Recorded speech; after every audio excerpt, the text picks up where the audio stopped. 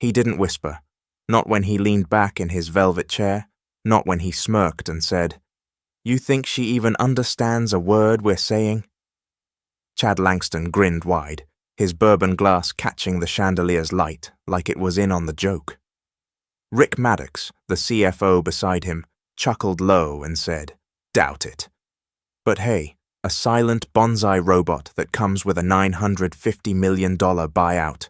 That's the kind of deal I dream about at the far end of the long walnut table, under the cascading glass lights of the Emberlight's private rooftop room." Aiko Takeda didn't flinch. Her posture remained upright, her expression unreadable. No earrings, no makeup, no flourish, just a deep blue silk dress and an air of absolute self-control. She blinked once, that was all. They mistook it for submission. Behind her, invisible in every way the world had taught her to be, a young black girl sat on a small stool behind the waiter's prep station. Zuri Henderson, 12 years old, legs tucked under her, notebook in lap. She wasn't supposed to be there. She was just waiting for her mother to finish the shift. But she saw everything. Rick reached for another pour and said, louder this time, "I mean, does she even blink when we talk numbers? Makes me wonder if she's running on AI herself." Chad raised a brow, amused. "Wouldn't surprise me." Quiet little geisha types usually let their translator do the thinking anyway. Still, Aiko didn't speak. She turned slightly to the side, said something soft in Japanese. Her assistant leaned forward with a careful nod. "Miss, Minami appreciates the sentiment," he translated, expression flat. Chad rolled his eyes. At the back, Zuri's pencil stilled, her breath caught. Every word, every half-laugh, every snap of tone. They hadn't noticed her, but she had noticed them, and she understood every syllable Aiko had said. They assumed silence was ignorance. They assumed wrong. And just like that, the tension had a pulse, something waiting, breathing, because they didn't know a child was listening. They didn't know they were being watched by someone fluent in the language they didn't bother to respect. They didn't know they were about to get exposed. Before we go deeper into what really happened that night, how a dinner deal spiraled into revelation, disgrace, and redemption, hit that like button, subscribe, and turn on notifications. We tell stories like this every week, stories that remind us the ones you ignore might be the ones who rewrite everything. Because the night wasn't over. Not for Aiko, and not for Zuri. The Emberlight wasn't just a restaurant, it was a message. Perched atop a glass tower in downtown LA, its walls shimmered like polished obsidian, the skyline bleeding into every pane. Inside the private dining suite, everything glowed. Walnut table like a lacquered ribbon, chairs trimmed in brushed brass, candles tall and cold as judgment. Every detail whispered, exclusivity. Every bite cost someone's monthly rent. But the tension wasn't in the decor. It lived in the gaps between sentences, in the way Chad Langston adjusted his cufflinks like they were medals, and in the twitch of Rick Maddox's lip when Aiko Takeda remained silent.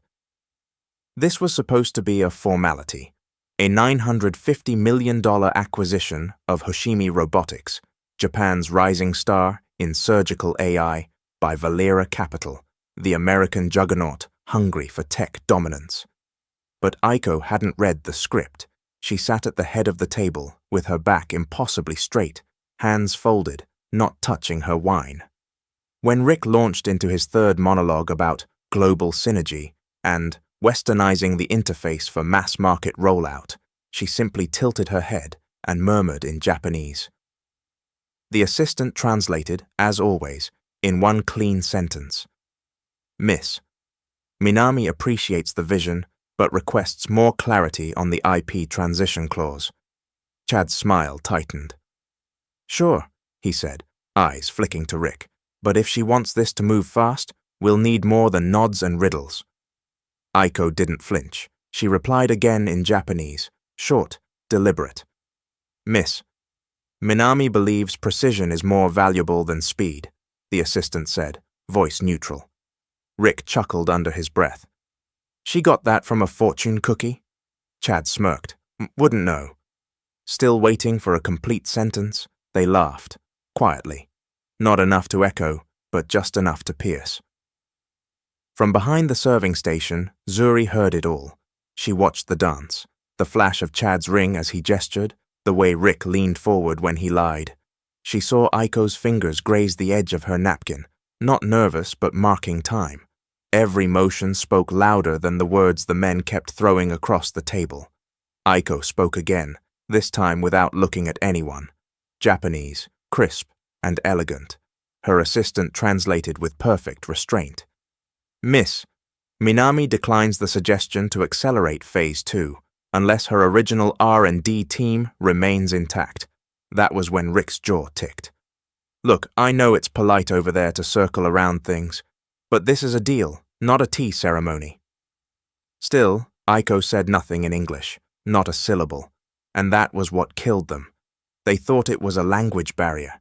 They thought she didn't understand what they were saying. About her, around her, through her, they didn't know silence was her weapon. Zuri watched her mother refill the wine, quick and careful, eyes down. Leona Henderson never interrupted, never lingered, but she moved with purpose, and every time she passed Aiko, something unspoken passed between them, a kind of recognition. Chad raised his glass lazily and murmured, "Let's just hope she brought more than just steel and silence." He thought he was in control. He didn't see the storm building behind the stillness. Zuri, eyes down, no interruptions. "You hear me?" Leona didn't raise her voice. She never needed to. Just a firm whisper as she knelt beside her daughter near the side station, tucking a napkin under a tray of crystal water goblets. Zuri nodded. She knew the drill. Stay still, stay quiet, don't breathe too loud, don't look too long. She was supposed to be invisible, same as her mother, but the walls in that dining room weren't made of steel, and silence wasn't the same as ignorance. From her corner, tucked behind a half-wall, near the kitchen swing door, Zuri could hear every syllable, and every one of them burned.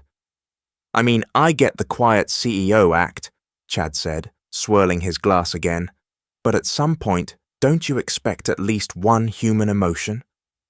Rick laughed. "Maybe it's a cultural patch update. Should have paid extra for the empathy plugin." Then Chad straightened, raised his shoulders, and spoke in a twisted mimicry of Japanese. It wasn't a real sentence, just butchered vowels, clipped syllables, high-pitched gibberish meant to mock. "Koko wa watashi no sushi desu." The room cracked with polite chuckles. Zuri froze. Her pencil snapped against the SAT workbook balanced on her knees. Leona glanced over, tray still in hand, face unreadable. She didn't react, not here, but Zuri could see her mother's knuckles tighten around the glass stem. "Who's that back there?" Rick's voice turned, louder now, directed past the server station. "The little mutt?" Leona stepped forward before Zuri could move. "She's with me. She's just studying. She won't interrupt." Chad didn't even look. "Cute. Get her a toy robot. Maybe she'll blend in." Zuri lowered her eyes again, but her ears refused to shut down. She flipped back a page in her workbook. The math questions blurred. Not because she didn't know the answers, she did, but because the air was different now. Thicker, meaner. The kind of heavy that wrapped itself around your neck and said, "You're not wanted here." But instead of solving question 12 about a parabola, Zuri started translating. Every time Aiko spoke to her assistant, Zuri listened, not just to the words, but to the shape of the sentences, the rhythm, the hesitations. Her mind turned them inside out and rebuilt them in English. She had been doing this since she was 6. Back then, it was for survival. A kid with dark skin and tight curls in a Kyoto kindergarten, full of stunned stares and giggles. She had to learn how to understand everything before they told her she didn't belong. She had to become the one who heard what others didn't. Aiko spoke again, something clipped but elegant. The assistant gave the usual short response. Zuri whispered under her breath, mirroring what she'd heard. Only if the equity remains intact across both labs. It was perfect. She knew it. She also knew Chad hadn't even caught the meaning. He nodded like he did, the kind of nod rich men give when they're bluffing through a language they never respected. Zuri glanced up, just for a second. Aiko's eyes weren't on the table. They were looking past the rim of her glass, right at her. Not a full stare, not even a smile. Just a pause, a half-second, where one woman who had spent her life being spoken over saw the girl who was quietly listening to everything. Zuri held her breath and kept translating. Kyoto had a quiet unlike anywhere else. It wasn't the silence of peace. It was the silence of being watched. Zuri remembered that first day at school like it was carved into her skin. She was 7, standing at the front of the classroom in her too big uniform, curls pulled tight into a bun. 30 pairs of eyes stared without blinking. Not a single child said hello. They didn't have to. The teacher smiled, said something in Japanese that Zuri didn't yet understand, and gestured to the seat by the window. She took it, clutching her pencil case like a shield. It didn't take long to realize she was the only one who looked like her, the only one with skin darker than the floorboards, the only one whose name made the teacher pause. At recess, she sat alone. In art class, no one wanted to share scissors. During gym, one boy wrinkled his nose and whispered something to his friend. They giggled and moved away. She told her mother she had a stomachache, 3 days in a row. But Leona had seen it before, in Okinawa, in Seoul, in Alabama. She didn't coddle. She handed Zuri a notebook and a worn-out kanji guide and said, "Learn the language, all of it, every particle, every breath. When they think you don't understand, make sure you do." Zuri did. By the end of the month, she was finishing the teacher's sentences. By winter, she was correcting textbooks. In spring, the principal brought her in to interpret for a new American student who had just arrived and didn't know a single word. She didn't want the job. She didn't want to stand in front of the class, explaining someone else's confusion while hiding her own. But the teacher insisted, and Zuri stood next to that girl with trembling hands and said in perfect Japanese, "She's nervous, be kind." The girl wasn't the one who needed kindness. Zuri became the accidental bridge. Teachers used her to clarify assignments. Parents asked her to help during field trips. And somehow, the same classmates who once whispered behind her back now asked for help with homework, like nothing had happened. But she never forgot. She never forgot how the silence had felt when she couldn't answer back. She never forgot how it felt to be invisible until someone needed her. Now, at 12, crouched in a restaurant back corner, under the golden lights of Los Angeles, Zuri wasn't holding a kanji guide. She was holding a mechanical pencil and a test prep book, but her mind was in translation mode again. Not for homework, not for a teacher, for truth.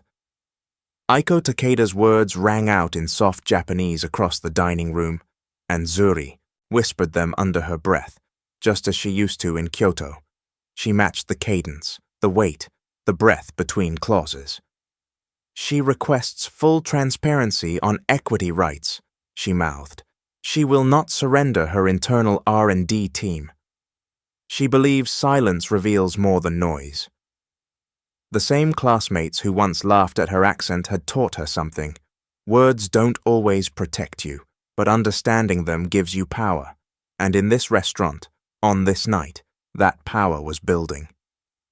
Zuri tucked a curl behind her ear, eyes locked on the SAT question in front of her, but her ears never left the room. She wasn't just listening, she was preparing, because the same silence that once erased her was about to become her loudest answer. Rick stabbed a piece of seared tuna like it had personally offended him. "I'm just saying," he muttered. "We've been talking numbers, strategy, roll-out timelines. She hasn't said more than a sentence. If this were poker, I'd swear she was holding nothing." Chad leaned back in his chair, the leather creaking beneath him. He didn't look at Aiko. He looked past her, through her, like she was some piece of abstract art he couldn't quite make out. Then he said it, casual and loud enough to cut through the clink of cutlery. Maybe we should bring flashcards. You know, pictures, big letters, something simple. A few chuckles flared at the far end of the table.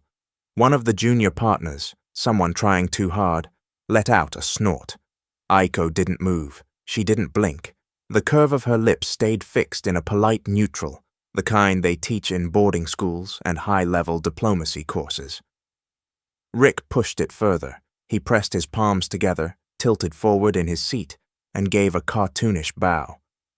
"Honorable CEO-san," he said in a sing-song voice, "we beg for understanding of our humble capitalist intentions." The laughter got louder. Someone clapped. Another pretended to bow back. Even the server refilling water hesitated mid-pour. Zuri didn't. She froze. Her pencil slipped off her workbook and rolled under a cabinet. She didn't reach for it. Her hands clenched in her lap, fists balled so tightly her fingers went white at the knuckles. She stared at the table leg in front of her and imagined breaking it in two. Aiko turned to her assistant, whispered something soft and precise in Japanese. He nodded and translated. "Miss, Minami would like to revisit the clause on post-merger executive authority." Chad chuckled and raised his glass, not in toast, but in mock applause. "Brilliant. A sentence. Mark the calendar." Then he said, without a smile, "This is getting exhausting. We flew a team of lawyers out here, built an integration model, restructured a whole branch in advance, and she still won't speak English." Rick chimed in. "Hell, even my Roomba can hold a basic conversation in 2 languages." Aiko remained still. That's what broke, something in Zuri. Not the insult, the silence after it. The way no one challenged them. The way the room let it happen. Even her mother stood stiff at the corner, eyes lowered, jaw tight but unmoving. Zuri's throat burned, not with anger, but with something deeper. Recognition. She'd seen this moment before. In the school hallway when the teacher made her translate for a boy who spat on her shoes. At the library when a woman asked if she was lost because she was in the advanced reading section. At the DMV when the clerk asked Leona if she was the help, and her mother just smiled and moved on. Aiko lifted her wine glass. The liquid caught the overhead light like it was holding its breath.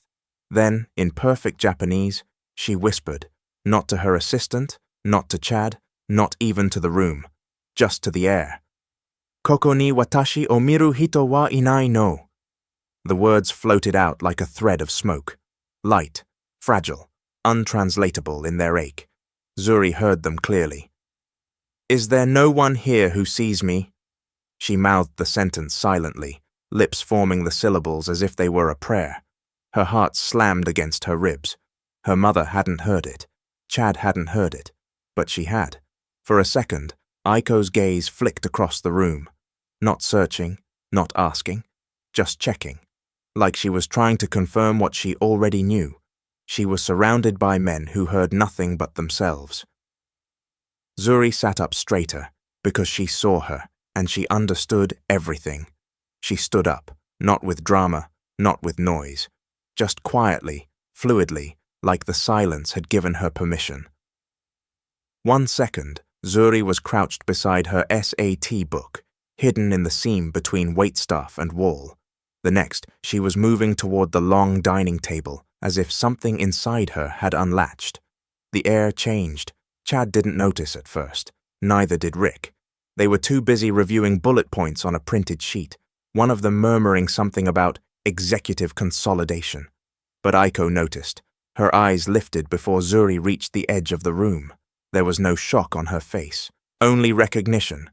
Leona turned sharply. "Zuri!" Her voice broke like porcelain. She didn't shout. She didn't have time to. Zuri was already stepping onto the polished wood floor, her shoes tapping softly, evenly, like a metronome under pressure. She stopped 2 paces from the head of the table. The room froze. Everyone turned. Conversations died in mid-breath. One of the younger partners dropped his spoon. No one moved to pick it up. Zuri took a long breath. She didn't glance at her mother, didn't look at the servers. Her eyes were locked on Aiko Takeda. Then she bowed, not a half nod, not a sheepish dip, a full, deep, perfect Caesar bow, straight from a Kyoto classroom, elbows to sides, palms flat, spine aligned, head lowered in respect and solidarity, the kind of bow reserved for a mentor, for a master, for someone whose pain deserved reverence. The room didn't understand what they were seeing. Zuri rose slowly. Then she spoke. Hayashi-sama wa zenbu rikai shitemasu. Her voice didn't tremble. It rang with clarity and formal cadence, the exacting tone of a native speaker raised inside a language, not around it. Translation wasn't needed, but her next sentence gave it anyway. She understands everything. Chad blinked. What the hell? Rick's mouth parted, but no sound came out. Aiko leaned back in her chair. Her expression didn't change, but something subtle broke free. Her shoulders softened, her hands unclasped, and just before the silence swallowed the room whole, the impossible happened. She smiled, not a smirk, not a strategic gesture, a real smile, small, deliberate, alive, like someone had cracked open the wall she'd been holding all night. Zuri took a step back, then another, not retreating, resetting. She didn't say more. She didn't need to. Leona stood frozen by the prep station, one hand over her chest, the other still clutching a folded napkin. She wasn't breathing. Rick recovered first. Who is this kid? No one answered. Aiko finally turned her gaze toward Chad, and for the first time that night, she spoke directly in English. She is the first person here who listened. Then she looked at Zuri again, and nodded. Zuri didn't wait for permission. She took one step closer to the table, her hands folded neatly in front of her. Her voice, though quiet, carried through the stillness with unnerving precision.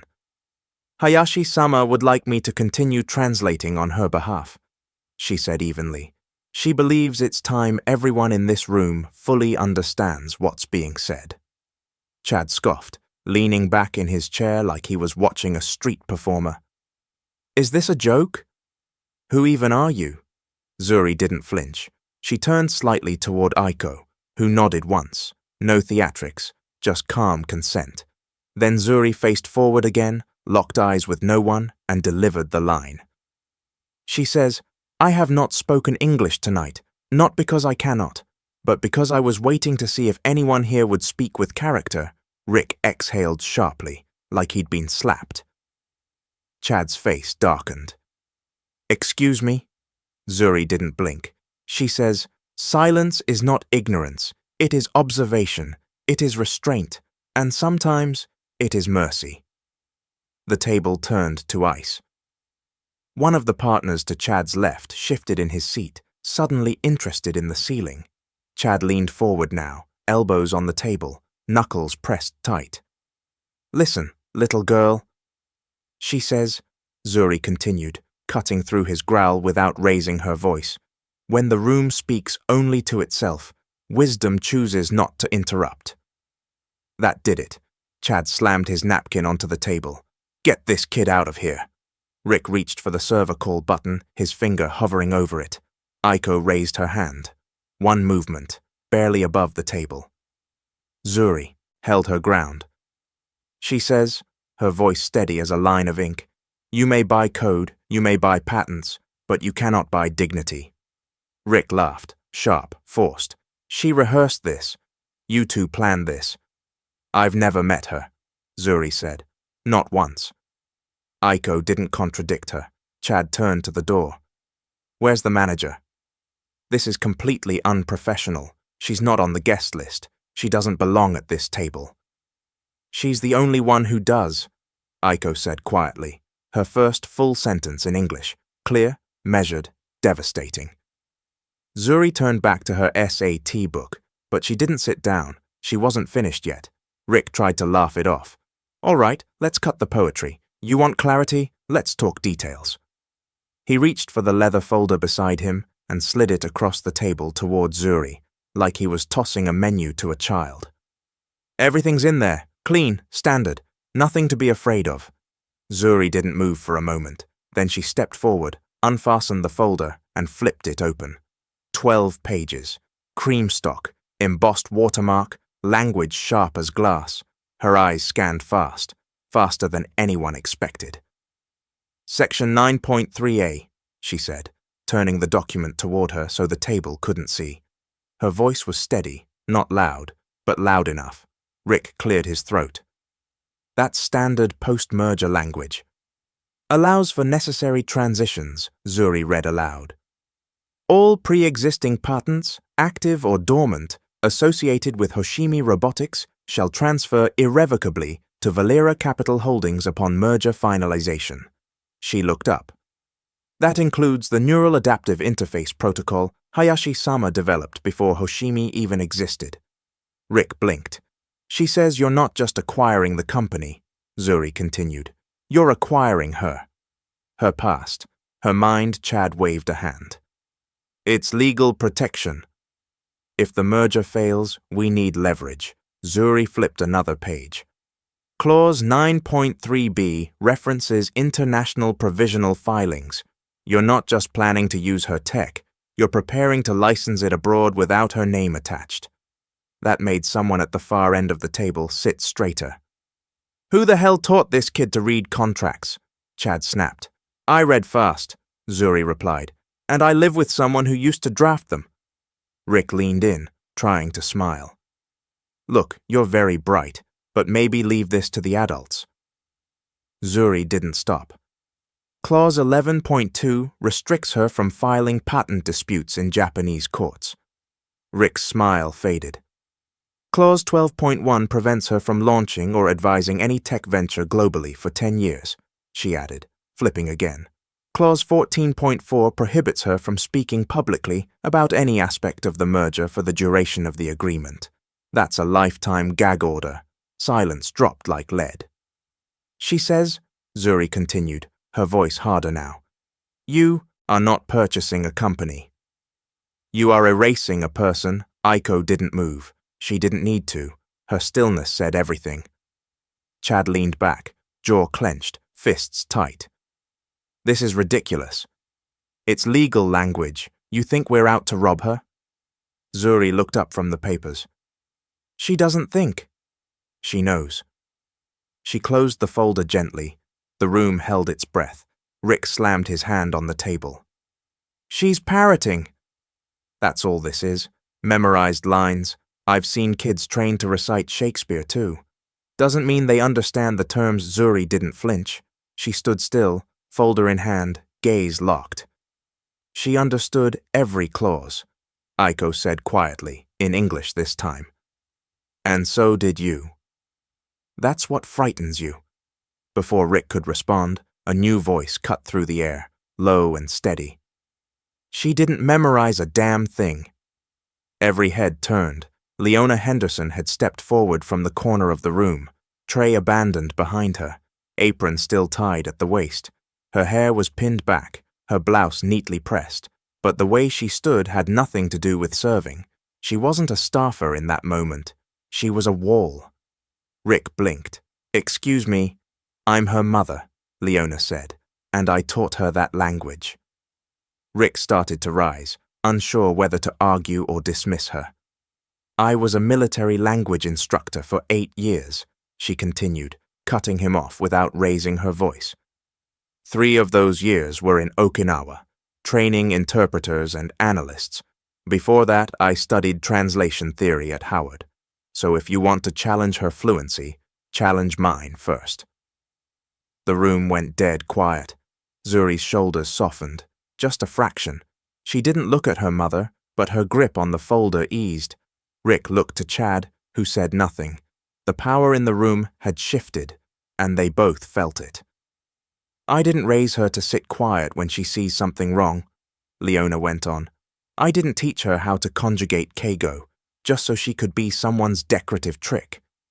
And I sure as hell didn't put in years teaching her how to read legal English and technical Japanese, just so men in suits could tell her she doesn't belong at a table, she's out thinking. Chad scoffed, but it sounded thin now. This is still a closed negotiation. She's a minor, And you're a grown man who just tried to intimidate a 12-year-old because she caught you red-handed. Leona snapped back. Rick tried to interject, but she shut him down with a look. She didn't interrupt this meeting, Leona said. She salvaged it. Aiko nodded once, not to Leona, not to Zuri, just to herself, like confirmation. She was quiet for as long as she needed to be, Leona said, her voice calm now. And then she spoke. That's not disobedience. That's discernment. Zuri still hadn't said a word, but her eyes were locked on the men across the table like she was memorizing how they looked when they weren't in control. Leona placed a hand gently on her daughter's shoulder. She's not going anywhere, she said. Chad stood so fast his chair scraped hard against the floor. That's it. I want both of them gone. Now he turned sharply toward the entrance of the private suite, where a middle-aged man in a dark vest and polished shoes had been hovering for the past few minutes, trying to stay invisible. Manager, Chad barked, escort them out. Immediately, the manager hesitated. Sir, You heard me, Chad snapped. This is a confidential meeting. They're not on the list. They've overstepped. Leona didn't move. Zuri didn't even blink. The manager took a step forward, clearing his throat, eyes flicking toward the head of the table where Aiko sat still, unreadable. Ma'am, he said gently, almost apologetically, if I may ask. She stays, Aiko said. The room stilled. The manager froze mid-step. I'm sorry? Aiko looked at him, just for a second. The girl stays. So does her mother. Chad's mouth twisted. With all due respect, this isn't your restaurant. No, Aiko said, but I do own a controlling share of Emberlight's parent company. The sentence landed like a dropped knife. Rick turned his head slowly. You… what? Aiko nodded once. I invested quietly 5 years ago, not for profit, for discretion. I trusted that a place like this would know how to treat people with dignity. The manager's face went pale. I receive quarterly reports, Aiko continued. Staff retention, satisfaction metrics, even the complaint logs. Which means I already know that Miss Henderson, she nodded toward Leona, has the highest guest satisfaction score on your floor team. Chad let out a dry laugh, but no one joined him. She was not supposed to be at this table, he said. She was supposed to be near it, Aiko replied. Watching, and what she saw was more valuable than anything your due diligence team has ever compiled. Zuri looked up at Aiko, eyes wide. The manager took a slow step back. Do you wish to override my instruction? Aiko asked him. He shook his head instantly. No, Mom. Chad turned red. You can't be serious. This is a negotiation, not a classroom. It was never a negotiation, Aiko said. It was a test. And only one side prepared. Leona still hadn't spoken, but her hand found Zuri's, and Zuri squeezed back. Chad stared at the manager, waiting, but there was no more help coming. You should sit down, Aiko said softly. You're not winning this standing up. Aiko reached slowly into her silk clutch. The room held its breath. From inside, she drew a slim, matte black voice recorder, placed it on the lacquered table like a chess piece. A single tap, a soft click. Then, once we swallow the tech, we restructure, move the Pixarium IP into the shell company before the ink dries. She won't know a thing, Chad's voice. Crisp, confident, unmistakable. No one spoke. Look, I don't care if it's her father's legacy. It's not personal. This is what happens when kids bring toys to a table full of men. The playback continued, each word slicing deeper. We bury the clause in subsection 9.3a, bundle it with the equity shift. By the time she reads it, we'll be halfway to rebranding. Zuri's lips parted, but no sound came out. Her eyes flicked to her mother. Leona's jaw was locked. Chad shot up from his seat. That's illegal. You can't record a private… I didn't, Aiko said calmly. You did. Chad blinked. What? She gestured to the center of the table. Embedded in the underside of the custom-made tabletop, just beneath the floral centerpiece, was a thin mesh grill, barely visible. "Built-in omnidirectional mic array," she said. "Per your request, Mr. Langston. You insisted on state-of-the-art conferencing tech for off-site investor meetings. Transparency, I believe, was the word you used." The manager's face turned to stone. Zuri's hand was still on the table, steady, grounded, as if the air itself had frozen around her. The tape kept playing. "Let her keep the prototype. We already cloned the firmware. Give it a week. We'll relabel, change the guy, slap a new logo. By the time anyone sniffs us out, the whole thing's off the books." Chad lunged forward. "Turn that off." "No," Aiko said. The recording clicked to a stop. Silence flooded in, heavier than before. Zuri finally spoke. "You said you were investing in my future." Her voice didn't shake. "You lied." Chad pointed a trembling finger. "You don't know how this industry works. You think heart and hope are enough? This is the real world." "And in the real world," Aiko said, standing, "we use our real names when signing deals. Not dummy LL, CS registered to offshore mailboxes. Not forged timestamps. Not ghost authors on patents." Rick tried to speak. Couldn't. Aiko turned to the manager. "How many of your staff heard this conversation yesterday?" He hesitated. 4, possibly 5. "The booth team, one of the servers. I'll want statements from them," Aiko said. "Voluntary but notarized." Then she looked to Zuri. "You were right not to sign." Zuri's hands clenched in her lap. "I almost did. But you didn't." Aiko stepped closer. "Because you read everything. Even the fine print. Even the parts they never thought you'd understand, twist upon twist. And now the entire room sat on edge. No one would speak first. No one dared, except Zuri. She reached forward, pressed play one more time. "She won't know a thing." Except she did. The room hadn't breathed since the tape stopped. Then Rick stood, slowly, not with rage, with calculation. Everyone turned, even Chad. "Rick," Chad said, voice low. "Don't." Rick adjusted his cufflink. "You said transparency, didn't you, Chad?" Chad stepped toward him, jaw clenched. "We are aligned. Don't forget whose signature's on your bonus." Rick didn't flinch. "Funny, you know what else has your signature?" He reached into his briefcase and pulled out a thin blue folder. "Export logs." Chad paled.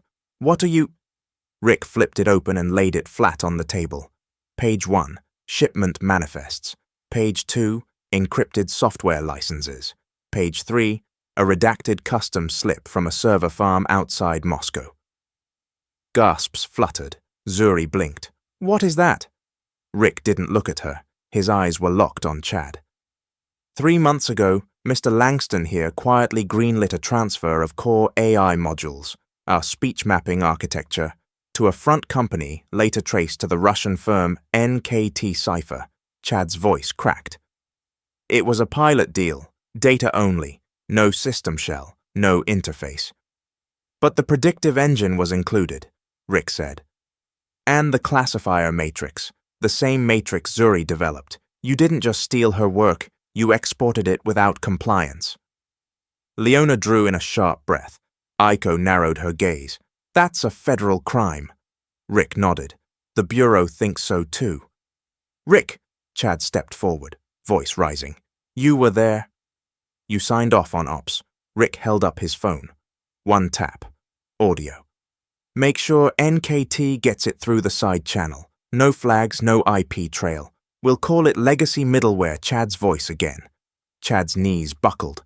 "You recorded me." "I didn't have to." Rick's voice was flat. "You recorded yourself." "That mic array, always on during pitch rehearsals."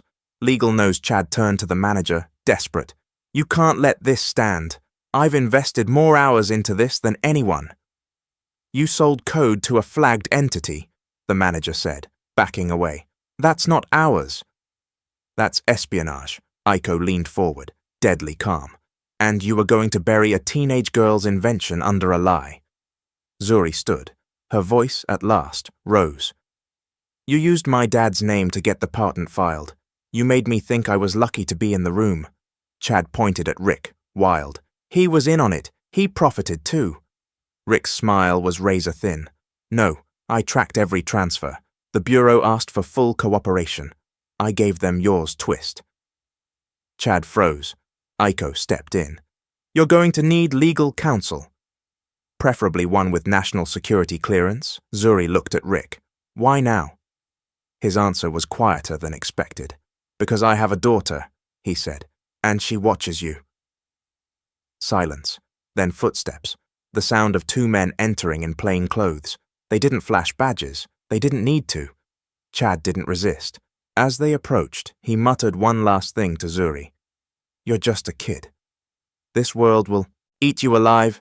Zuri met his eyes. No, she said. This world listens. When you speak fade to silence. The room had emptied of chaos, but not of weight. Zuri stood in front of Aiko, her hands folded, breath steady. The others had stepped back, giving her the floor. No one told them to. It just felt right. She bowed slightly, then spoke. Jiwen ga 3つあります。Shitsumon ga 3つあります. I have 3 questions. Aiko's eyes softened. She nodded once. Duzo, please. Zuri raised her gaze. 1つ目、あなたは本当に私の言葉を信じましたか? 1つ目、あなたは本当に私の言葉を信じましたか? First, did you truly believe my words? Aiko answered gently. はい、あなたの目が本当を語っていた. Yes, your eyes spoke the truth before your mouth did. A flicker of emotion passed through Zuri, but she pressed on. 2つ目、あなたはこの技術が盗まれたと知ってどう思いましたか? Second, when you learned this, technology had been stolen, what did you feel? Aiko's voice dropped, calm but unshakable. 血と塗り、そして自憐. Shame and anger, and responsibility. Zuri nodded slowly, processing it all. Then the third. 3つ目、もし目たちが一緒に立ち上がったら何が変えられますか? 3つ目、もし私たちが一緒に立ち上がったら何が変えられますか? Third, if we stand together, what can we change? Aiko inhaled, then replied in English, voice echoing clear across the marble walls. We change the terms of ownership. We change who gets to speak. Leona's hand touched her daughter's shoulder. Zuri turned to look at her, and Leona gave the slightest nod. No words, just presence. Zuri looked back at Aiko. She says she's willing to cooperate. A beat. But only if justice is restored. Aiko looked to the manager, to Rick, then back to Zuri. Then that's exactly what we'll do.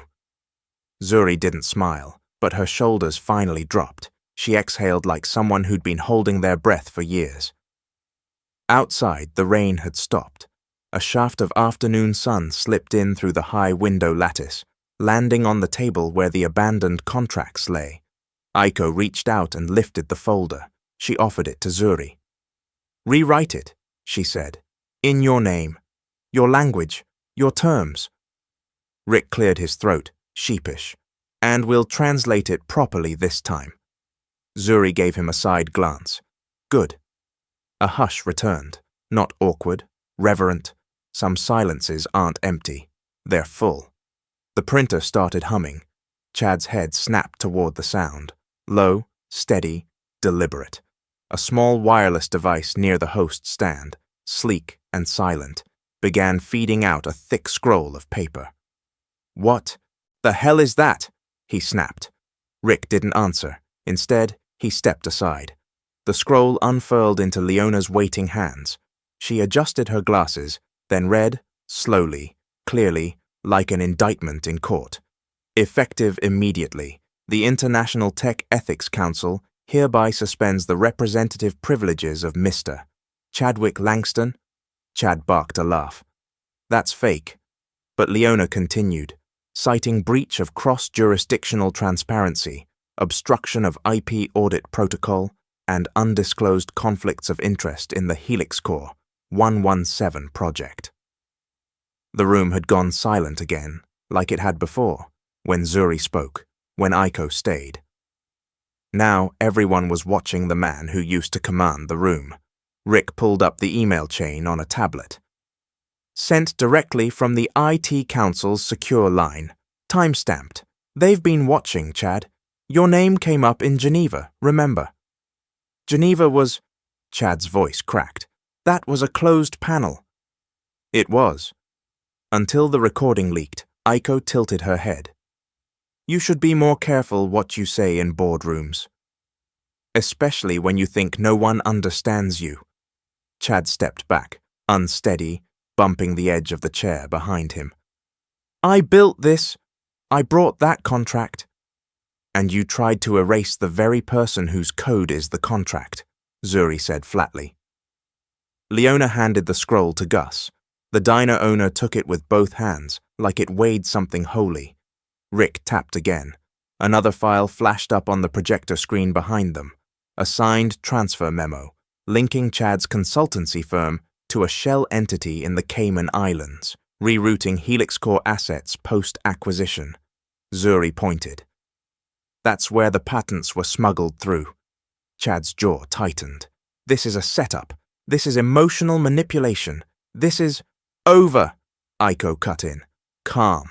Icy. She turned to the other seated investors. I've notified the advisory board. From this point forward, any proposals under his name will be considered null. Rick crossed his arms. His badge has been revoked, and his name's been pulled from the conference roster. The last bit landed like a slap. Chad looked around the room for help. No one met his eyes.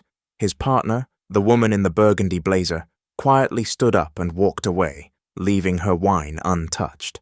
The man who once delivered thunderous keynote speeches now stood in silence, surrounded by the weight of receipts. Security's already aware, Rick added. Security? Chad scoffed, trying to stand taller. You really think I'm a threat? No, Zuri said quietly. We think you're a coward. Chad opened his mouth again, but found nothing left to say. A printer hum had undone his empire. He turned to Aiko one last time. You'll regret this. Aiko didn't flinch. I'd rather regret telling the truth than spend a lifetime protecting a lie. He stormed out without waiting, for an escort. No applause, no soundtrack, just the faint clatter of cutlery being set back on plates, one table at a time. The manager's voice is hoarse when he speaks. I owe you both an apology. A deep one. He's standing at the corner of the restaurant, by the service station, not behind a podium or power perch. His hands aren't in his pockets. He's not performing. He's facing Leona and Aiko with eyes that no longer dodge. I watched what happened yesterday, he continues, and I didn't do a damn thing. That won't happen again. I'm sorry Leona doesn't say a word. She holds her daughter's hand. Ava, still in her school uniform, fingers wrapped around the rabbit keychain that had fallen into the koi pond hours ago and been retrieved by the busboy. Aiko gives a slow nod. Thank you, Kenji-san, she says gently. Then, in Japanese, more formally, Zeiren wo dekurete arigatu. Thank you for taking responsibility. Kenji bows, but the moment doesn't settle into closure. Something else is coming. Aiko turns to Leona, her expression shifting from gentle to fierce. Leona, she begins, and the quiet around them becomes electric. I want to offer you something, and I hope you'll consider it seriously. Leona arches a brow, unsure. I want you to be the new community cultural liaison for the Ichiro Group, Aiko says. A paid role. You'd advise our restaurant teams on equity training, guest inclusion, and how to not fail people the way we failed you. It's as if time holds its breath. Kenji glances up. The sous chef at the nearby counter pauses with a tray in hand. Ava looks up at her mother. Leona's eyes widen just slightly. She isn't blinking. Her lips part. Wait. What? I'm serious, Aiko says. You have insight and truth no PR firm or HR handbook could give. You saw the cracks. You called them out. We need someone who lives the experience, not just theorizes about it. Leona slowly exhales. Her jaw clenches, not in anger, but restraint. Then her voice comes out steady. Low. That's a pretty title, she says, and I appreciate the offer. But, Leona crouches slightly to Ava's level, brushing her daughter's cheek with her thumb. Then she stands up and turns back to Aiko. I don't want a title. Silence. I don't want a platform or a corner office. I don't want applause or a segment on the evening news. Her voice deepens. A beat lands hard. I just want my daughter to get a fair shot. Aiko's shoulders fall just a little, not in defeat, in awe. If this position means she gets a school scholarship, if it means I don't have to work 2 jobs and leave her with neighbors till midnight, then we can talk. Aiko nods. Done. No ceremony, Leona says. No LinkedIn announcement. Just the work. And her future done, Aiko repeats, firmer. Behind them, someone exhales sharply. It's the dishwasher from 2 nights ago. One of the servers wipes her eye. Wordless applause is swelling behind the sushi bar, but then comes the unexpected. Leona adds, and it's not going to be easy. I won't sugarcoat anything. If I see something wrong, I'll call it out.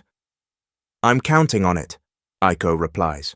That's when Ava, who's been quiet through all of this, tugs her mum's sleeve. Does this mean you'll work here? Leona crouches again, smiles. No, baby. I won't be folding napkins here. I'll be helping them do better. Everywhere, like a coach? Something like that. Aiko steps forward. More like a mirror, she says. One that makes us look harder at ourselves.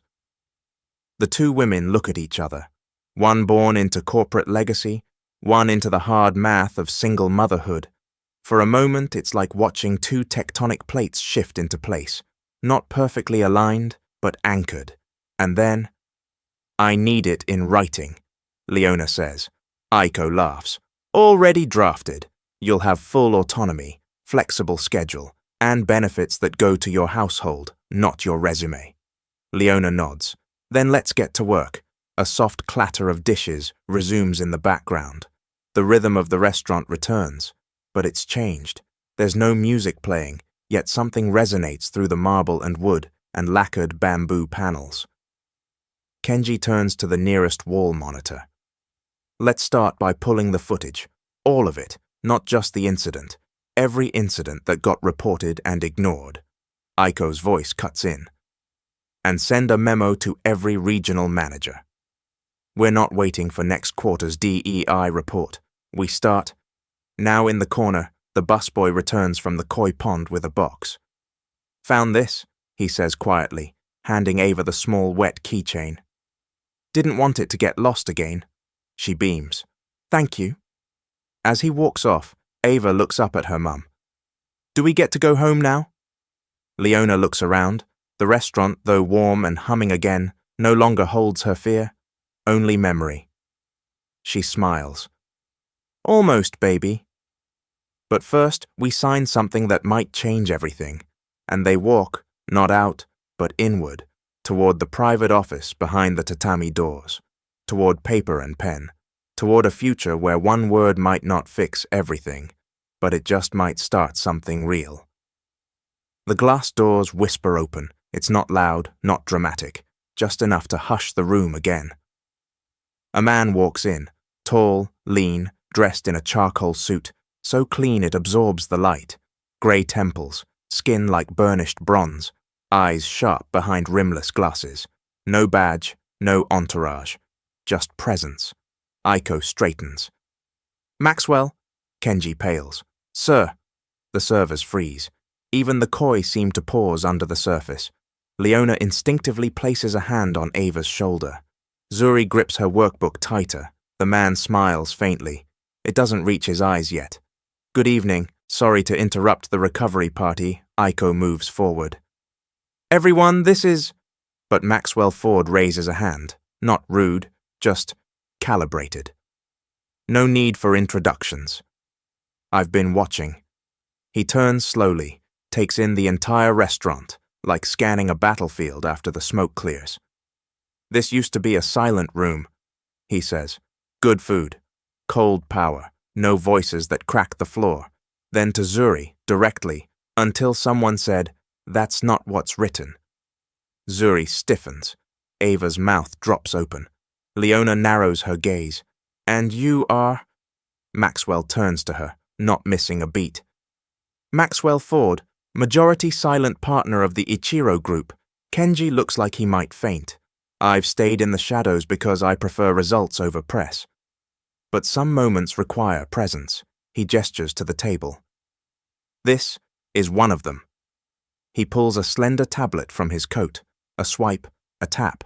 The wall screen behind the sushi bar lights up. A digital envelope spins slowly. Aiko murmurs, "Is that?" Maxwell nods. A personal letter, from the board, signed and sealed this morning. Zuri's eyes go wide. Maxwell continues. Zuri Henderson, effective immediately. You are awarded the full Shomei Horizon Scholarship. International category, gasps. A server drops a spoon. Ava squeals. That's the scholarship with the Tokyo rotation. Maxwell nods. Correct, all expenses paid. 2 years. With full language, culture, and strategy mentorship. Leona covers her mouth. Her knees almost give out. Wait, what? But Maxwell's not done. He taps the screen again. Another slide appears, a certificate framed in digital gold. In addition, he says, Zuri is now officially appointed as the youngest ever honorary strategy translator in Shomei's 27-year history. Silence. Zuri blinks. What does that mean? Maxwell kneels slightly to be eye level. It means that your observation wasn't just right. It was pivotal, a pause. See, the phrase you corrected, Li Yi Wo Yu Xian Suru, was mistranslated in multiple decks. It changed the entire board's perception of a launch strategy. Your correction reversed a decision that would have cost us $11.2 million and a major media partner. Dead silence. Aiko's breath catches. That's what Chad fought so hard to preserve. He used the wrong version. Maxwell smiles now, warmer. And she caught it. In the middle of a service meltdown, before dessert, Zuri is shaking. But I'm just a kid. No, Maxwell says gently. You're a listener, a reader, a speaker of truth. That's rarer than genius. Ava grabs her hand. Told you you're not just a nerd. Kenji finally whispers, My God. Maxwell stands again. And Leona Henderson, he says, turning. Your daughter's award also includes full family relocation support. If you choose to accompany her for the Tokyo term, you'd be granted a residential cultural liaison visa with flexible employment options under the Ichiro Group's international branch. Leona shakes her head. This is real? Maxwell nods. Real enough that the plane tickets are already held. You have until next month to confirm. Zuri tugs her mum's sleeve. We'd go to Japan? Together? Leona stares at her daughter, then at Aiko, then Maxwell. I don't have a passport, she says faintly. Maxwell smiles. We know someone in DC. Laughter breaks out, tense laughter, disbelieving, joyous. Then comes the quiet again. Zuri steps forward. But why me? Why this much? Maxwell lowers his voice. Because the system we built rewarded silence too long. Then a little girl in braids spoke up and changed something global. Zuri starts to cry. Just a little. Then Leona pulls her close, tightly. Aiko exhales. It's not charity, Zuri. It's recognition. Maxwell leans in one last time. And just so you know, Tokyo's program lets you pick your mentor. Choose wisely. Choose boldly. Zuri's eyes widen. Anyone? Anyone in the advisory roster, including my former COO. And if she accepts the reinstated offer, Miss Aiko herself. Leona lets out a sharp breath. She gets to choose? Correct, because power means nothing without the ability to say yes or no. Zuri clutches her rabbit keychain, looks at Ava, then up at her mum. Leona nods once. Your call, baby. Maxwell extends a sleek folder. Flight details, orientation packet, and one last thing. He holds up a laminated card. It's simple, silver text on navy. Your ID as an honorary strategy translator. Zuri takes it like it might vanish. Across the restaurant, phones are lifted, not for clout, but to remember. Because somewhere between dessert and destiny, a voice got heard. A girl who read too much, who listened too closely, who never meant to be a hero, just rewrote the rule book. Mic dropped. Morning light pours into the Watanabe Cultural Pavilion, an angular glass structure tucked into the Midtown Arts District. Its ceiling curves like folded origami. Its walls echo the hush of old libraries. But today, the hush won't last. A crowd gathers, journalists in tailored neutrals, foundation reps, scholarship board officials, translators. Cameras hum. Light rigs click on. And in the center, on a sleek navy blue podium flanked by chrysanthemum emblems, stands Aiko Takeda.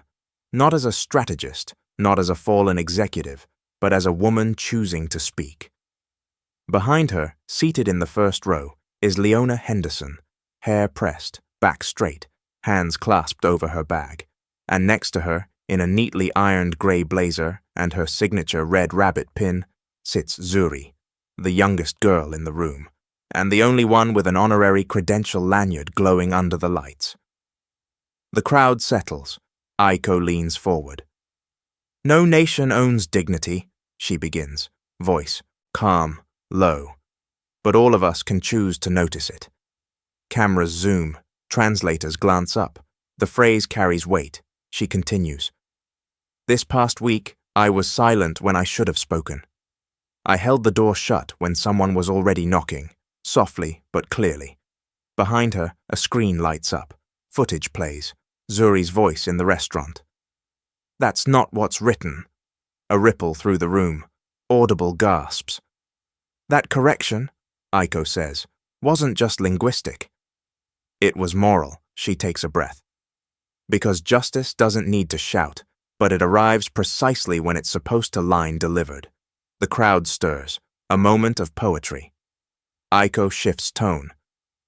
We've reviewed the service footage, the timeline of decisions, the language decks, and it is now official. Miss Zuri Henderson's correction has been recognized as a material contribution to a board-level strategy pivot, which triggered the scholarship and another slide, a title, Special Recognition Grant, Family of Honor. More gasps. A logo reveals the Kyoto Cultural Trust. Aiko turns toward Leona and gestures gently. Miss Baylor, would you join me on stage? Leona hesitates, stands. Her knees wobble, but Zuri touches her wrist, grounding her. She walks up. Applause starts, soft, hesitant, then swells into something thunderous. Leona blinks under the lights. Aiko speaks again. In honor of courage under pressure, grace in misunderstanding, and the unshakable dignity shown by a mother and daughter, we're proud to present a new initiative. Click. A logo. From invisible to indispensable. A mentorship and translator fast-track program inspired by Zuri's moment, funded by Chomé, backed by the city, and open to girls age 8 to 15 who speak more than one language at home. Aiko's voice tightens. Because fluency is not just about language, it's about bridging, about knowing when to say this matters. Another wave of murmurs. Then a bold voice rises from the floor.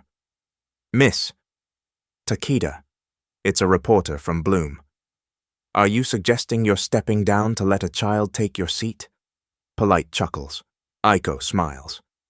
No, I'm saying I'm stepping aside to make room. For her, and others like her. Zuri blushes.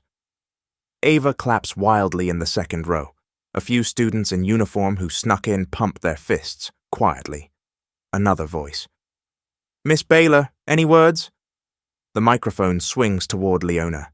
Her breath hitches. She wasn't supposed to speak, but she does. I used to clean floors where people couldn't remember my name, she says. And I did it with pride, because I was raising someone who remembered everything. The crowd stills. I'm not polished, she says, but I know what it means to stand behind your child, and then beside her. Twist 2 lands, soft but seismic. Another voice, this time from the delegation table. Japanese accent, older man in robes. In our council's memory, we've never seen a correction like this from someone so young. May we hear her speak? All eyes turn to Zuri. She freezes. Then Aiko nods gently. Zuri steps forward, too small for the podium. They bring her a box to stand on. She leans into the mic. I didn't mean to interrupt anyone that night. I just heard the words wrong. I mean, right, but no one else noticed a few chuckles. I didn't think it mattered. But now I know, even one sentence can move a wall. Pause, and maybe if I speak up more, someone else will too. Mic drop, applause again. Louder now, sustained. Aiko places a hand on her shoulder. Let it echo, little one. Let it echo. The cameras flash, hashtags ignite. Reporters type in flurries, then the final twist. Maxwell Ford stands quietly off to the side. He steps forward just enough to be caught on live stream. I have one final announcement, he says. The board has approved an honorary grant in the name of Zuri Henderson to fund a 3-year training fellowship. It will be called the Listeners Fund. The slide appears. A red rabbit on a navy background. No slogan, just a quote. That's not what's written. Below it, truth catches fire. The room erupts. But Leona just turns and hugs her daughter, not for the cameras, not for applause, but because somehow, in a world that often skips over quiet people, the quiet had won. Justice didn't shout, but it was heard, and it brought company. The first tremor hits at 6:07 a.m. A headline flashes on finance terminals across Manhattan. Breaking, Chad Valera, under federal investigation. SEC, DOJ confirm joint inquiry. By 6:12 a.m., Valera Capital's private Slack channel freezes. By 6:30, the stock, technically a shell holding company listed offshore, has dropped 18.4%. Not even a bell has rung, but the reckoning has begun. At a white glass office in Hudson Yards, Rick Maddox's assistant brings him his oat milk cortado. The cup sits untouched, because Rick is gone. Not just from the office, from the network. All devices disabled, personal server wiped, flight manifest empty. His last known activity, a cash withdrawal from a private Swiss account at 3:58 a.m. No trail, no trace, only a single paper left on his desk. Patent number 877-4, HGT9, filed under Jean-Louis M. Bellevue, country of origin, Haiti, date 2011. Underneath, in red pen, we never built this. The second blow comes mid-morning. A live stream from the Haitian Engineering Collective cuts across Twitter, Reddit, Bloomberg. Standing behind a carved wooden podium in Port-au-Prince, Dr. Anaïs Durocher delivers the statement slowly, in English and French, for clarity. We've waited 12 years, she says. 12 years of seeing our designs repackaged, white-labeled and leveraged into billion-dollar portfolios without acknowledgement. A slide appears. Valera Danton Quantum Mesh Framework, Patent Mapping Analysis. Each color-coded node traces a line back to one name, Jean-Louis Bellevue, a quiet electrical engineer who vanished from the circuit 2 years after his U.S. visa expired. Anaïs continues. Today we announce a class action lawsuit filed in the Eastern District of New York, supported by the Open Source Justice Foundation, targeting Valera Capital and its affiliated IP proxies. A QR code appears. Number sign justice for Jean-Louis trends instantly. In Midtown, Panic takes root. Valera's legal team releases a terse statement. These allegations are not consistent with our records. Too late, because someone updated the records. A GitHub repository, anonymous, time-stamped, with cryptographic signatures, shows all version histories of the disputed algorithm. It's been verified by MIT Tech Ethics Lab and Blockchain for Equity. Twistlands. It wasn't a parallel discovery. It was a cover-up. Even Rick's former partner, an ex-founding investor named Celeste Monroe, breaks her silence. She shares an old email, dated 2013, from Rick to Chad. Let him tinker. We'll file the shell patent once we own distribution. Keep him on the hope train. Boom. More than a scandal.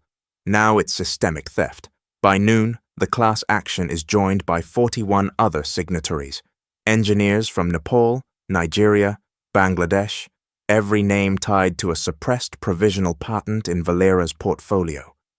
The story hits congressional briefing packets by 2 p.m. By 3:15 p.m., Valera Capital's servers are subpoenaed. And Chad, caught on drone footage, sweating through his blazer, being escorted out of a closed-door board meeting in Tribeca. A reporter yells, "Do you admit to theft of intellectual property from underdeveloped nations?" Chad stammers. "It was industry standard. We had NDAs." Boom mic picks up the sound of a woman's voice, off camera. Colonial NDAs don't erase names. Twist 3 detonates in the quietest room. Back at a co-working lab in Crown Heights, Zuri's teacher, Ms. Grace Amari, watches the feeds from her laptop. She scrolls until she finds it. Jean-Louis Bellevue. He wasn't just an inventor, he was her uncle. "I remember him," she whispers. "He used to say, 'Every current has a cost.'" Meanwhile, Rick's name is now officially red-listed on Interpol's Persons of Interest, filed under strategic fraud, IP laundering, and conspiracy to defraud. But he hasn't fled to paradise. He's in Osaka, under an alias, trying to sell a licensing deal to an old contact, only to be rejected, because no one wants to touch him. His name is no longer invisible. It's toxic.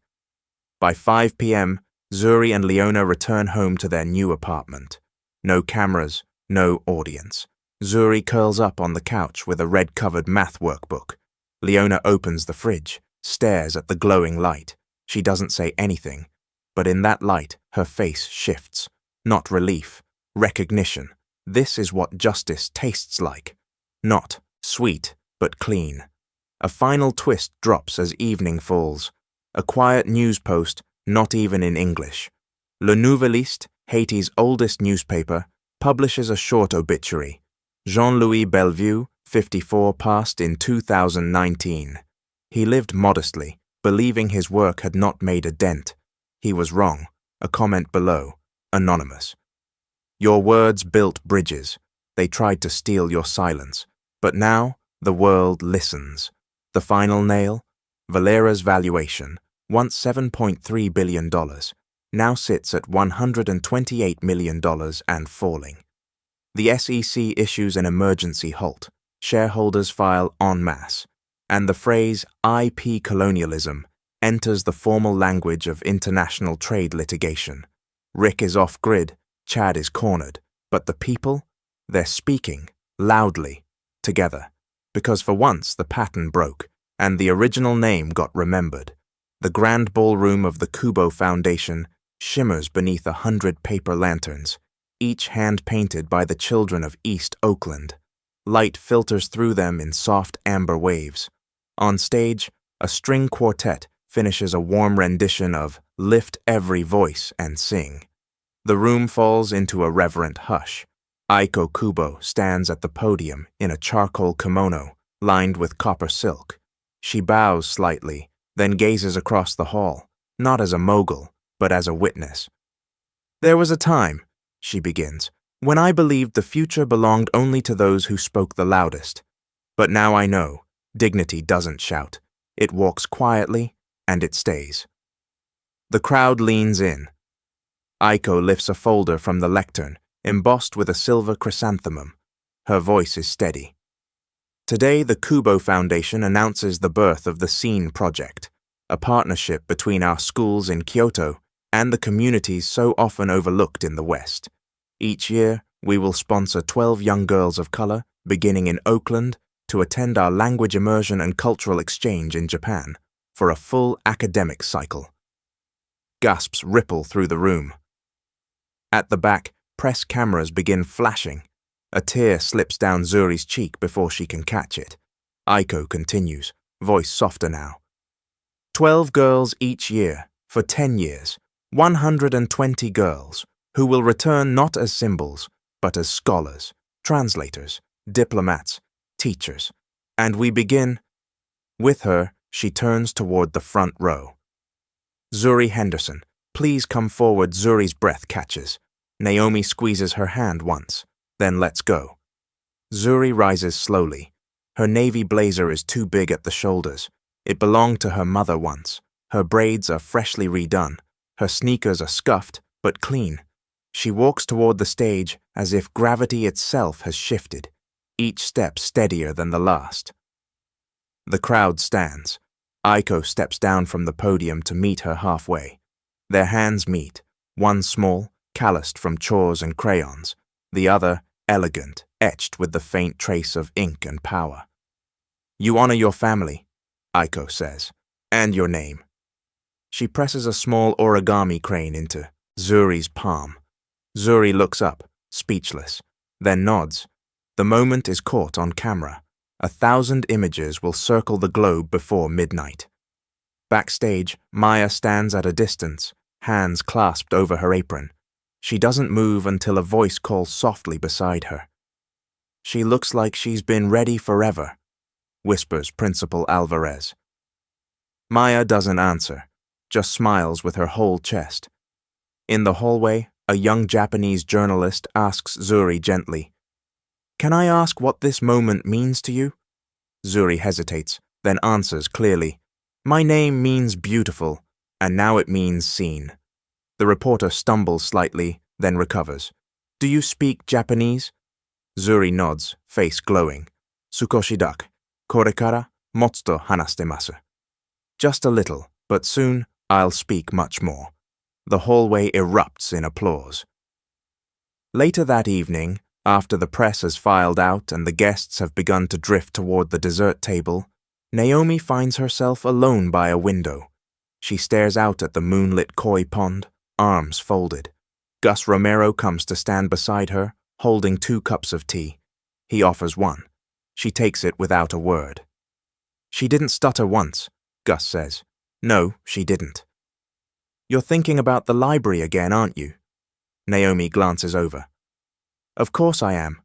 Gus nods. "It's happening, you know. Ava's got 3 donors lined up, and Kubo's in. We'll name it together, the North Reading Room. You sure you don't want your name on the plaque?" Naomi shakes her head. "No, let Zuri read it. That'll be enough." A moment passes. Gus lifts his cup. "To the girls who don't wait to be chosen." Naomi lifts hers back. "To the ones who choose each other." The next morning, Naomi is already cleaning the counter at the diner when Mrs. Dorsey walks in with 2 teenagers and a milk crate full of books. "You still got shelf space?" she asks. Naomi raises an eyebrow. "Depends on what you're donating." Mrs. Dorsey grins. "Only the good ones. All the Baldwin, Angelo, Hughes, and a few manga series I still don't understand, but I trust Zuri's taste." Naomi laughs. The boys begin unpacking. One hands her a laminated cover, a silent voice, in English and Japanese. She stares at it for a long moment, then turns it over. On the inside cover, Zuri has scribbled in pencil, "For the next girl who needs to be heard." Across the ocean, in Kyoto, a small classroom is being prepared. 12 mats, 12 journals, 12 names. One of them is stitched into the corner of a navy blue backpack. Z. Bennett. Outside, cherry blossoms fall. Inside, a kettle whistles. A teacher clips up a calendar. The day circled in red ink. September 10th. First arrivals. The air smells like ink, matcha, and possibility. A girl's name will be spoken aloud here soon by classmates who look nothing like her, but who will one day call her Tomodachi. Friend, and so it begins. Zuri writes with the aji, ayog, kind of pen you don't lend out. Not anymore. It's a fine point Pilot G2, the blue one, a gift from Mr. Cavendish last spring after she recited Langston Hughes without looking down once. Her fingers curl tightly around it now as she presses her elbows into the kitchen table. The apartment is quiet. Her suitcase sits by the door. Naomi is at the diner. Gus dropped off an envelope for the plane tickets, labeled with Zuri's full name in clean block letters. But tonight, Zuri's focus is on paper, not plane rides. She breathes, then writes, Dear Mr. Cavendish, I never liked the phrase, goodbye. It always sounds like a door slamming, like a word that can't be unsaid. So this is just a pause, a comma. I'll be back. I wanted to say thank you. For every Wednesday you stayed late and pretended it was detention so the other kids wouldn't tease me for liking poetry. You once said, words are bridges, not fences. I didn't get it then, I think I do now. I'm going to a place where I don't know how to order tea properly. I don't know how to bow at the right angle. I don't know all the sounds their alphabet makes, but I know what it feels like to be quiet in a room full of noise. And I know that every word I learn will be a new step towards someone else. You told me once, what you write could take root in someone else's chest. I hope that happens. I hope my voice finds new soil and grows something worth sharing. Thank you for seeing me when I felt invisible. With respect, Zuri Henderson. She folds the letter once, slides it into a white envelope. In the top right corner, she draws a small star. It's a habit she picked up from her mum, putting light into dark corners. Then she pulls another sheet from her notebook. This one's harder, more jagged. She starts again. Dear Gina, I'm not mad. I promise. I know things got weird. You said I was trying to be better than everyone. You rolled your eyes when I started learning Japanese. I don't think you meant it to hurt, but it did. I think maybe we both forgot how to talk to each other after 6th grade, but I don't want to remember you as the girl who stopped talking. I want to remember the sleepovers, the library days, the lemon popsicles. I'm writing you this because I think it matters to leave a door open, and if you ever want to write back, I'll write you something in both languages. Maybe we can build that bridge again. Stay warm, Zuri. Her pen pauses, then she adds one more sentence. P.S. I heard you made the track team. That's dope. Run like you've got wings. She signs it with a tiny origami sketch. The night grows longer. The city hums outside. Somewhere down the block, someone is practicing trumpet, soft, uneven notes that sound like trying. Zuri doesn't sleep yet. She writes one more note, this time on yellow-lined paper. Just a few lines. Dear me, it's okay to miss things. It doesn't make you smaller. Keep your eyes open. Stay soft. Speak up, even when your voice shakes, especially then. She doesn't fold this one. She slips it into the inside pocket of her coat. The next day, she walks to school, one last time. It's early and the halls are quiet. Her footsteps echo against the lockers. There's a smell of pencil shavings and lemon wax. Outside room 203. She hesitates, then pushes the door. Mr. Cavendish isn't there yet. But the desks are arranged just as she remembers. Sunlight hitting the chalkboard at an angle. A quote scrawled in faint cursive. To be seen is to exist twice. Ocean Vuongzuri places the envelope on his desk, then gently realigns his coffee mug. In the courtyard, she finds the bench where she once cried after getting a C on her essay about Of Mice and Men. She sits for a moment. A voice interrupts her thoughts. You're really leaving? She turns. Gina stands a few feet away, arms crossed, voice defensive. She's wearing the school hoodie. Zuri notices the logo is cracked at the seams. Zuri nods. Yeah. A pause. Gina looks down, then back up. You didn't have to write me. I know. Another pause. Gina steps closer. I read it 3 times. I was going to throw it out, but then I didn't. They stand in silence. Then Zuri says, I'll write again. From Kyoto, Gina nods slowly. You better. She reaches into her pocket and hands over a folded photo booth strip from 2 years ago. 4 silly poses, bubble gum, glitter filters, crooked smiles. For the plane, Gina mutters, so you don't forget what bad eyebrows look like. Zuri laughs. It's genuine and full. Thank you, she whispers. No goodbye, though, Gina warns. Zuri nods. Just a comma. That night, at the diner, Naomi finds the yellow note tucked under her coffee mug. It's unsigned, but she knows the handwriting. In the corner, Zuri has drawn a tiny key. Naomi holds it to her chest, then quietly walks to the window, where the cleaning cart sits neatly parked. She opens the drawer and places the note inside. She doesn't cry, but her eyes linger, and outside the wind shifts, like a page turning, like a door opening somewhere far away. The new Hoshimi Oakland branch smells like fresh cedar and ambition. Morning light spills through wide-pane windows onto the polished floors. No students yet, just quiet, just possibility. Leona stands by the doorway, her cane tucked to her side. She wears soft charcoal slacks and a navy blazer over her faded HBCU sweatshirt. Her name is already etched on a small brass plate outside the office. Leona M. Green, language and culture consultant. But she hasn't said yes, not yet. Aiko walks in from the back hallway, carrying a paper folder. She bows slightly, still formal even after all these weeks. Her voice is gentle, but clear. You came early. I always come early, Leona replies, dry. That's how you learn who your neighbors really are. Aiko smiles faintly. And what? Have you learned? That your janitor sings enka while mopping, and someone in admin brings shrimp for breakfast. A moment passes. They both smile, small but earned. Aiko lays the folder on the table between them and opens it. Inside, a single photograph. Faded, time-stamped in the corner. 5 years ago. Tokyo. Rainy sidewalk, blurred motion. Leona frowns, then leans closer.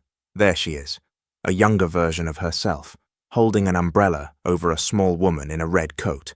Her arm is raised, defiant, protective, blocking the advance of 3 suited men, one mid-gesture, shouting. Is this? That's me, Aiko says quietly.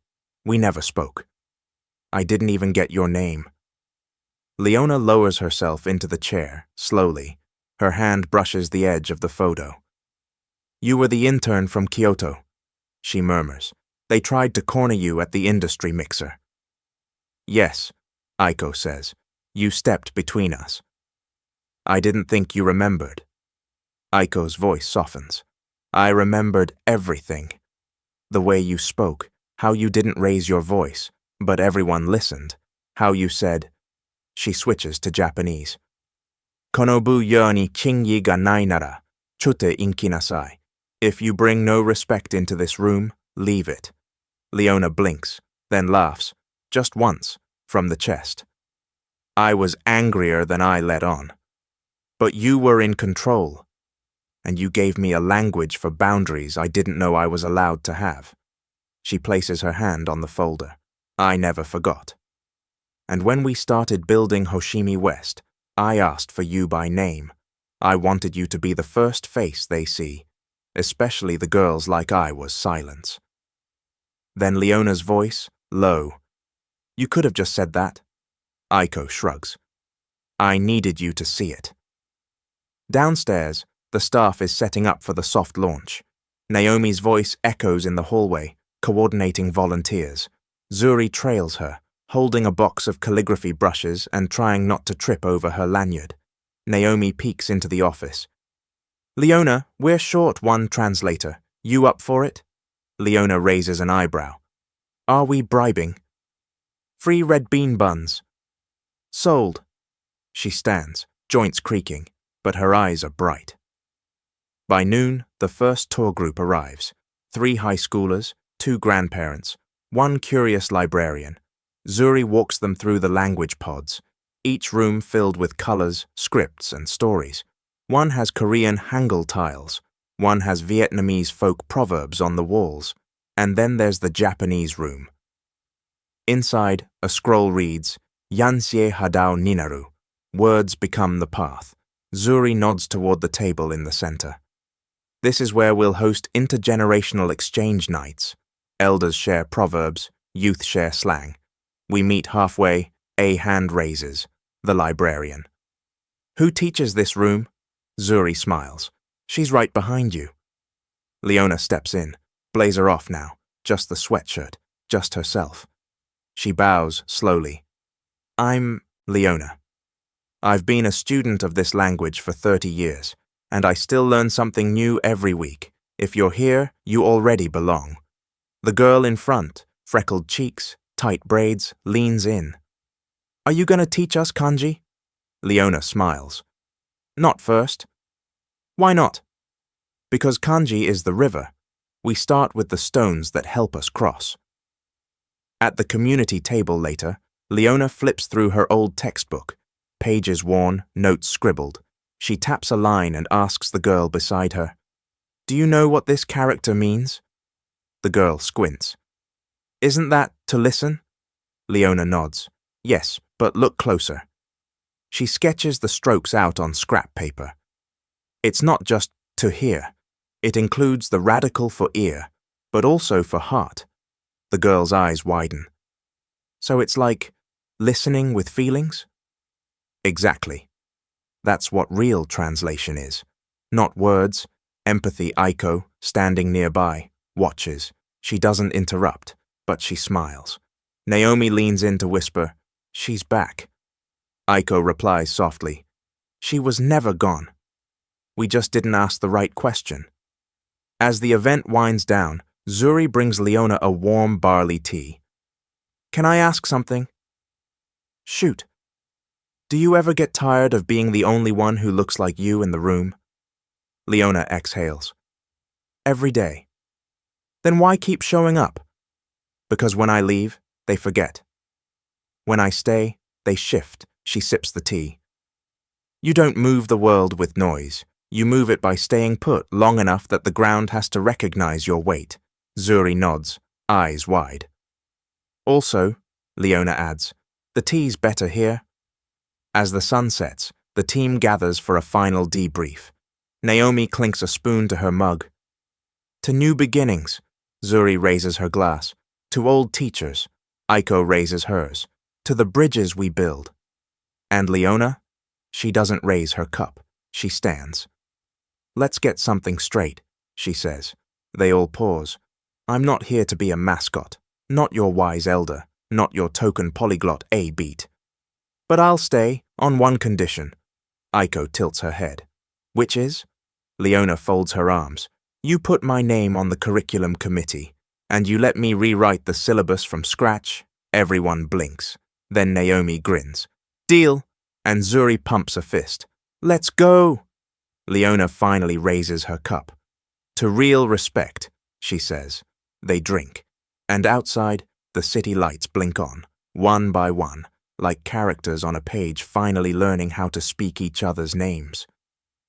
Zuri stands alone at the corner of the dining room. Dawn cuts softly through the floor-to-ceiling windows, painting the old grain of table 12 in a quiet golden hue. Chairs are pushed in neatly, fresh white linens. No trace of the chaos that once ruptured the air. Just the slow, dignified stillness of things that have endured. She places her hand gently on the back of the chair. The one her mother had refused to move from. The air feels different now, less like a battlefield, more like a page turned. Behind her, the rest of the staff prepares for brunch. Polished silver clinks softly. Someone hums in the kitchen. But here, in this corner, time folds in on itself. Zuri takes a breath and closes her eyes. She remembers it all, every second. How Chad's voice thundered like a gavel. How her mother's silence sliced sharper than any shout.